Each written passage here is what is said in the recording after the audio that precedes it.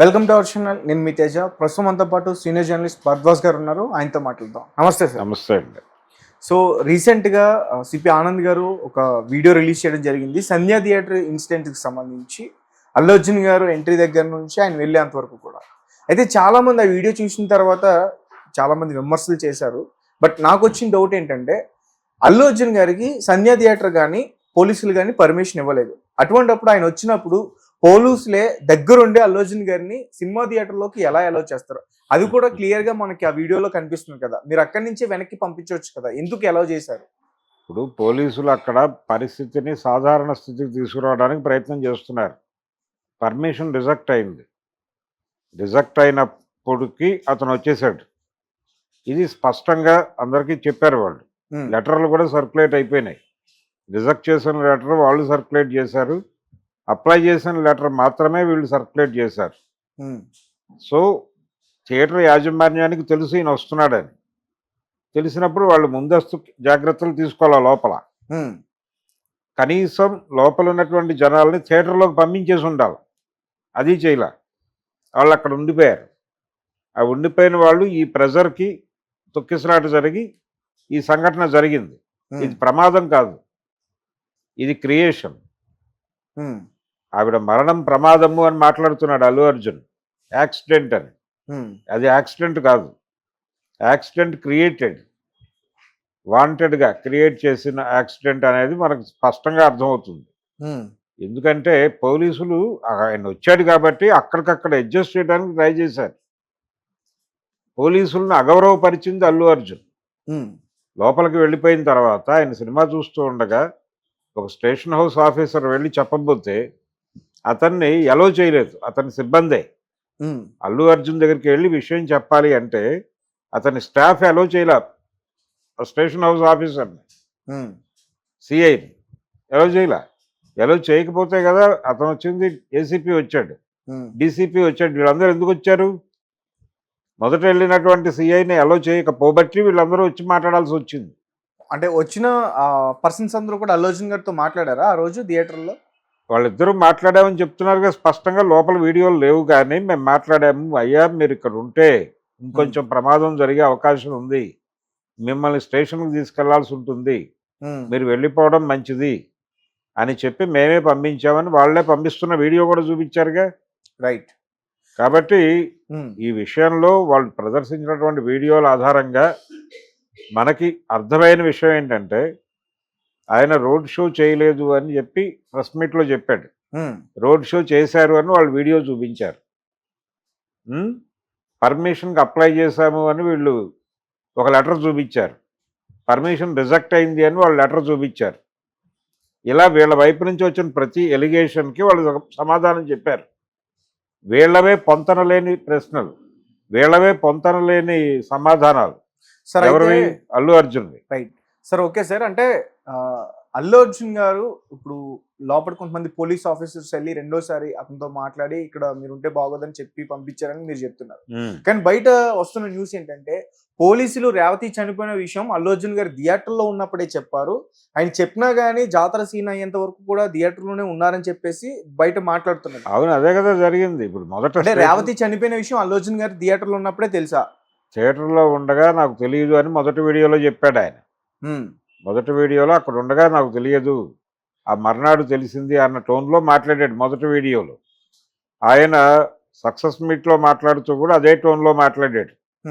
కానీ సీఎం అసెంబ్లీలో మాట్లాడిన తర్వాత దానికి రియాక్ట్ అవుతూ ఏర్పాటు చేసిన ప్రెస్ మీట్లో మాత్రం అక్కడే తెలిసింది అన్నట్టుగా చెప్పాడు. అంటే ఆయన మాట్లాడిన మాటల్ని ఆయనే కాంట్రడిక్ట్ చేసుకున్నాడు. ఒకసారి ఒకలా ఇంకోసారి ఇంకోలా మాట్లాడుతున్నాడు ఆయన. రోడ్ షో చేసి చేయలేదని చెప్పాడు. రోడ్ షో చేసిన వీడియోలో వాళ్ళు ప్రదర్శించారు. అది రోడ్ షో అని అనుకోవట్లా. అతను ఆ కార్ టాప్ తీసి నిలబడి చేతులు ఊపుతున్నాడు. ఎక్కడి నుంచి ఊపుతున్నాడు? సప్తగిరి థియేటర్ అవతల నుంచి ఊపుతున్నాడు ఆయన. ఆ వీడియోస్ వెనకాల చూస్తే మెట్రో స్టేషన్ కనిపిస్తోంది స్పష్టంగా. మెట్రో స్టేషన్ దగ్గర నుంచి ఆయన సంధ్యా థియేటర్ వరకు ఊరేగింపుగా వచ్చిన వీడియో చూపించారు. లేదని ఎలా చెప్తాడు ఆయన? అంటే వీడియోలు ఉంటాయి, సీసీ కెమెరాలు ఉంటాయి అని మర్చిపోయాడా అల్లు అర్జున్? తీరా అక్కడికి వచ్చిన తర్వాత ఆయన ఏం చెప్తున్నాడు? పోలీసులే మీరు ఒక్కసారి అలా పైకి కనిపించి చెయ్యి ఊపితే జనాలు వెళ్ళిపోతారండి, మీరు లోపలికి వెళ్ళిపోవచ్చు అని చెప్పారు ఉమ్, అని చెప్పాడు. అది ఎక్కడైనా ఎస్టాబ్లిష్ అయిందా వీడియోలో? కాలా. ఉమ్, అది తప్పే. ఇలా 100 తప్పులు మీరు చెప్తున్నారు. అంటే ప్రధాన ఉద్దేశం ఏంటి? జరిగిన తప్పులో మా పాత్ర కూడా ఉండి ఉండవచ్చు, మేము అక్కడికి రావటం వలన జరిగిన ఇబ్బంది వలన కూడా తొక్కిసలాట జరిగి ఉండొచ్చు అనేది కనీస మాత్రంగా కూడా అడ్మిట్ చేయడానికి ఆయన సిద్ధంగా లేడు ఉమ్, అల్లు అర్జున్. అందుకని చాలా రిజిడ్గా బిహేవ్ చేస్తున్నాడు. అంటే ఆయనకు ఆ డైరెక్టర్ గారు చెప్పారు తగ్గేదేలే అనే డైలాగ్. తగ్గకపోతే ఎలాగా? ప్రతి చోట ఒకేలా బిహేవ్ చేస్తే ఎలాగా? జరిగింది ఏంటో చెప్పండి. మీరు తప్పు ఉంటే యాక్సెప్ట్ చేయండి. తప్పు మా వల్ల జరిగి ఉంటే, నిజానికి ఆయన వెరీ ఫస్ట్ డే చేయవలసిన పని ఏంటి? ఆయనకి ఇన్ఫర్మేషన్ తెలియగానే బయటకు వచ్చి సంఘటనా స్థలాన్ని ఒకసారి చూసి అక్కడి నుంచి పోలీస్ స్టేషన్కి వెళ్ళి పరిస్థితి కనుక్కొని హాస్పిటల్కి వెళ్ళి ఆవిడ డెడ్ బాడీకి నివాళులు అర్పించేయాలి కదా. అక్కడ ఉమ్, అర్పించి ఎమోషనల్గా ఉన్నాను నేనని చెప్పడం కాదు, ఎమోషనల్గా మీ బిహేవియర్ లేదు.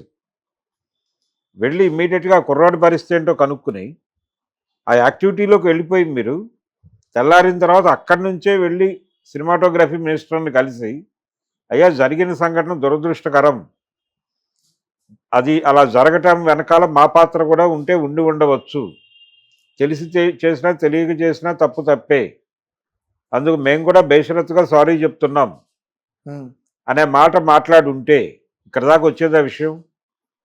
ఒక్కసారి సీఎం గారిని కలుద్దాం, మేము కూడా కొంత సహాయం చేద్దాం అనుకుంటున్నాం ఆ కుటుంబానికి, ట్రీట్మెంట్కి ఇతర అంశాలకి, నేను సినిమా యూనిట్ అందరం కలిసి ఎంతో కొంత డబ్బులు ఇద్దాం అనుకుంటున్నాం, అది కూడా త్రూ ప్రభుత్వం ఇస్తాం, మీ ద్వారా ప్రకటించండి, మీరు బాధ్యత తీసుకోండి, మేము మీ వెనకాల నిలబడతాం, వాళ్ళకి సపోర్ట్ చేస్తాం అని సీఎం గారితో మాట్లాడదామని సినిమాటోగ్రఫీ మినిస్టర్ని తీసుకుని సీఎంని కలిసి ఉంటే ఇక్కడ దాకా వచ్చేది ఆ విషయం. మీరు చేయాల్సిన పని మానేసి నోటికి ఏదొస్తే అది మాట్లాడి ఉమ్, నెపం మొత్తం పోలీసుల మీద వేయడానికి ప్రయత్నం చేసి ఇప్పుడు పోలీసులు మమ్మల్ని టార్గెట్ చేస్తున్నారంటే ఎట్లా కుదురుతుంది? రైట్. ఇప్పుడు అయితే ఒకటి వినిపిస్తున్న మాట ఏంటంటే కొంత వాతావరణం చల్లబరిచే ప్రయత్నాలు జరుగుతున్నాయి అనేది కూడా వినిపిస్తోంది. ఉమ్, ఈ విచారణ అనంతరం కొంత డైల్యూట్ అవబోతోంది విషయం అనే మాట కూడా కొంతమంది వ్యాఖ్యానాలు చేస్తున్నారు. అంటే నిన్న గాంధీ భవన్కి వెళ్ళి దీపా మున్షి గారిని కలిసే ప్రయత్నం చేశారు ఆయన మామగారు. ఉమ్, దీపా మున్షి గారు ఇప్పుడు కలవద్దు మనం ఈ విషయం అయితే, ఈ విషయం మీద నాతో మీరు మాట్లాడాల్సింది ఏమీ లేదు అని ఆవిడ చెప్పారు అనేది కూడా బయటకు వచ్చింది. ఉమ్, అయితే ఈ విషయాన్ని పిసిసి ప్రెసిడెంట్ గారు యాక్సెప్ట్ చేశారు, గౌడ్ గారు. యాక్సెప్ట్ చేస్తూ ఆయన అన్న మాట ఏమిటి? ఓ 2-3 డేస్లో ఇది రిజాల్వ్ అవుతుంది అన్న టోన్లో మాట్లాడాడు ఆయన. ఉమ్, దాని మీద సీఎం గారు రియాక్ట్ అయ్యి అసలు ఎవరు ఎక్కడా మాట్లాడకండి, ఇది పోలీసులు వర్సెస్ అల్లు అర్జున్ నడుస్తోంది కదా, నడవనివ్వండి, బయట ఇంకెవరు స్టేట్మెంట్లు ఇవ్వద్దు అనే పద్ధతిలో చెప్పాడట. అంటే ఒక ఇండికేషన్ గౌడ్ గారి పిసిసి ప్రెసిడెంట్ గారి మాటల్లో నుంచి ఒక లీడ్ తీసుకుని ఇది సెటిల్మెంట్ ఏదో అవుతోంది అన్న టోన్లో ఒక ప్రచారం నడుస్తోంది బయట. ఉమ్. జరిగితే మంచిదే, నిజానికి అది ఏదో పద్ధతిలో ఈ ఇష్యూని సాల్వ్ చేసేస్తే మంచిది అని ఇండస్ట్రీ అనుకుంటోంది. సార్ అంటే మధ్యలో వచ్చాను అంటే ఇప్పుడు రేవతి భర్త ఎవరైతే ఉన్నారో భాస్కర్, అతను నా భార్య చనిపోయిన నాకు విషయం పోలీసులు చెప్పిన టైము సుమారు 2:30 నుంచి 3 లోపు ఆ మధ్యలో చెప్పారని చెప్పేసి ఆయన చెప్తున్నారు, రేవతి గారి భర్త. కానీ ఇక్కడ అల్లు అర్జున్ గారికి పోలీసులు 10-11 ఆ టైంకే చెప్పాలని చెప్పేసి అంటున్నారు. అల్లు అర్జున్ గారేమో నాకు అసలు ఆ రోజే తెలీదు, నాకు మార్నింగ్ తెలుసు, మరుసటి రోజు మార్నింగ్ తెలుసని ఆయన మొదటి వీడియోలో చెప్పాడు. ఉమ్, మొన్న జరిగినటువంటి ప్రెస్ మీట్ వీడియోలో నైటే తెలుసు అని చెప్పాడు. ఉమ్, ఆ రెండింటికి మధ్య పొంతన ఎందుకు పోయింది? మేము చెప్పామని చెప్పారుగా పోలీసు, ఉమ్, మేము చెప్పాం 12 తర్వాత వెళ్ళాడు ఆయన అని. భర్తకి చెప్పడానికి కొంత వాళ్ళు అంటే హాస్పిటల్ ఆయనకి చెప్పడానికి ఓ సముచితమైనటువంటి వ్యక్తి అదంతా చూసి ఆ ఎమోషన్ నుంచి ఆల్రెడీ కొడుకు కష్టాల్లో ఉన్నాడు అక్కడ, ఉమ్, ఆయనకి నెమ్మదిగా చెప్పుంటారు. అది సహజంగా జరిగేటువంటి ప్రక్రియే. దాన్ని ఎందుకు డిస్ప్యూట్ చేస్తున్నారు అనేది. ఉమ్, అంటే ఒకటి, టోటల్గా ప్రభుత్వం అల్లు అర్జున్ పట్ల వ్యతిరేకతతో ప్రవర్తించట్లేదు. ఉమ్, సినిమాకి చాలా అవకాశాలు ఇచ్చారు వాళ్ళు. ఉమ్, రేట్లు పెంచుకోవడానికి పర్మిషన్లు ఇచ్చారు. ఉమ్, మీ ఇష్టం వచ్చిన పద్ధతిలో ప్రీమియర్స్ వేసుకోవడానికి పర్మిషన్ ఇచ్చారు. ఫ్యాన్ షోస్ వేసుకోవడానికి అనుమతులు ఇచ్చారు. ఇంత చేసిన తర్వాత ఆ ఇన్సిడెంట్ తర్వాత మీ బిహేవియర్లో వచ్చిన తేడాల వలన వాళ్ళు అలా బిహేవ్ చేయాల్సి వచ్చింది. కానీ మీరు సక్రమంగా ప్రవర్తించుంటే ఇక్కడ దాకా వచ్చేదా? మీరు ఇన్సిడెంట్ గురించి మీకు తెలియగానే, ఇప్పుడు ఆయన ఇంకో మాట అన్నాడు, బన్నీవాసు హాస్పిటల్కి వెళ్ళి అక్కడి నుంచి నాకు ఇంటిమేట్ చేశాడు. ఎవరిని ఇంటిమేట్ చేశాడు? మీరు ఇక్కడికి వస్తే క్రౌడ్ వస్తుంది, మళ్ళీ గొడవ అవుతుంది, అనవసరమైన డిస్టర్బెన్స్ ఎందుకు, ఉమ్, మీరు అనక్కర్లేదు, నేను చూసుకుంటానని చెప్పాడు, అందుకని నేను ఆగిపోయాను అన్నాడు ఆయన, ఉమ్, అల్లు అర్జున్. మీరు ప్రపంచానికి చెప్పకపోతే మీరు అక్కడికి వస్తున్నారని ఎలా తెలుస్తుంది? మీరు ఎవరికి చెప్పరండి, సైలెంట్గా మీ అంటే అది హాస్పిటల్ కదా సార్, మళ్ళీ అక్కడ క్రౌడ్ వస్తే కొంచెం ఎందుకు ఇబ్బంది. వస్తుంది అంటున్నాను నేను. ఉమ్, అల్లు అర్జున్ అక్కడికి వెడుతున్నాడు అని పేపర్లో ప్రకటన ఇవ్వకుండా, టీవీలో చెప్పకుండా సైలెంట్గా అతను వెళ్తే ఎవరికి తెలుస్తుంది? ఉమ్, తెలిసే అవకాశం ఉందా? తన ఐడెంటిటీని రివీల్ చేయకుండా, తన ముఖం కనబడకుండా కవర్ చేసుకుని వెళ్తే ఎవడన్నా గుర్తుపడతాడా అతన్ని? ఉమ్, వెళ్ళిపోవచ్చు కదా అలాగా. ఇప్పుడు ఆ థియేటర్ దగ్గరికి వస్తున్నట్టుగా ఫ్యాన్స్కి ఇన్ఫర్మేషన్ ఇచ్చారుగా మీరు ముందు, మీ పిఆర్ టీము ఇచ్చిన తర్వాత కదా రోడ్ షో జనాలందరూ వచ్చింది అక్కడికి. వాళ్ళని ఆర్గనైజ్ చేశారుగా మీరు. ఈ ఆర్గనైజ్ చేసినటువంటి జనాలతో కదా మీరు థియేటర్లోకి ప్రవేశించింది.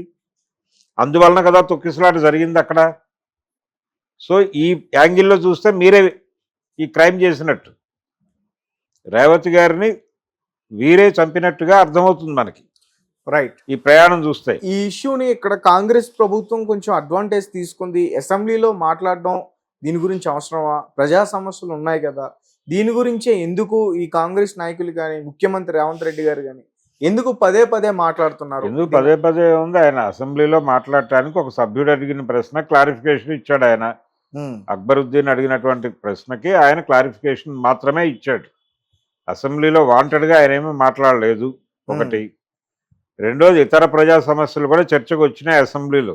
దీని గురించి ఆయన మాట్లాడినది ఆ టైం మాత్రమే. బయట కూడా ఎవరిని మాట్లాడొద్దు అని చెప్తున్నాడు ఆయన.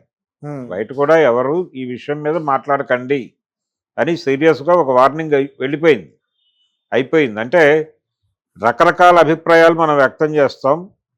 ఈ వ్యక్తం చేసినటువంటి అభిప్రాయాల ఆధారంగా వాళ్ళు ఒక స్టోరీ బిల్డ్ చేసే అవకాశం ఉంది. డిఫెన్స్ అంటే ఇది ఆల్రెడీ కోర్టు పరిధిలో ఉంది కాబట్టి డిఫెన్స్ న్యాయవాదులు దీని నుంచి ఒక ఆర్గ్యుమెంట్ బిల్డ్ చేస్తారు. అందుకని దయచేసి అనవసరమైన లీడ్స్ ఇవ్వమాకండి అని ఆయన పార్టీ నాయకులకు అందరికీ చెప్పాడు రేవంత్ రెడ్డి గారు. అయిపోయింది.